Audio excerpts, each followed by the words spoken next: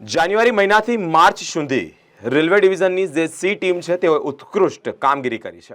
Western રેલવેના police અધિક્ષક સરોજ કુમારીના માર્ગદર્શન હેઠળ પશ્ચિમ રેલવેની સી ટીમ દ્વારા ટ્રેનમાં પરિવારથી અલગ પડી ગયેલા કે ઘર છોડીને ટ્રેન દ્વારા જ મુસાફરી કરતા બાળકો, તરુણો અને વયસ્કો મળીને કુલ 181 વ્યક્તિઓને તેમના પરિવારજનોને સોંપ્યા હતા.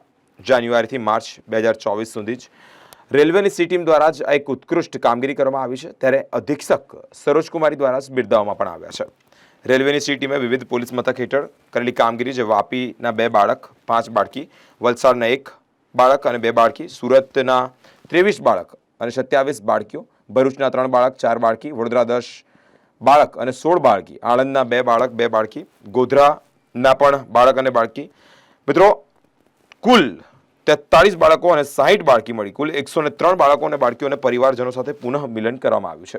18 વર્ષથી ઉપરના વાપીના 1 પુરુષ અને 4 સ્ત્રી, વલસાડના 2 પુરુષ 2 સ્ત્રી, સુરતના 8 પુરુષ તથા 27 સ્ત્રી અને ભરૂચના 3 પુરુષ 7 સ્ત્રી, તેમ કુલ મળી ડભોઈ, વડોદરા, આણંદ, નડિયાદ, ગોધરા, દાહોદ અને અનેક જગ્યાની જે બહેનો અને પુરુષો ને તેમના પરિવાર સાથે પુનઃ મિલન કરાવ્યું છે. તે રીતે જ પશ્ચિમ રેલવે પોલીસ યુનિટ દ્વારા 10 પોલીસ સ્ટેશનો ખાતેથી સી ટીમ પોલીસ સ્ટેશનોની ટીમમાં ફરજ બજાવતા પોલીસ કર્મચારીઓ કુલ 191 બાળક અને બાળકીઓ તથા પુરુષ અને સ્ત્રીઓને પોતાના પરિવારજનો સાથે પુનઃ મિલન કરાવ્યું છે.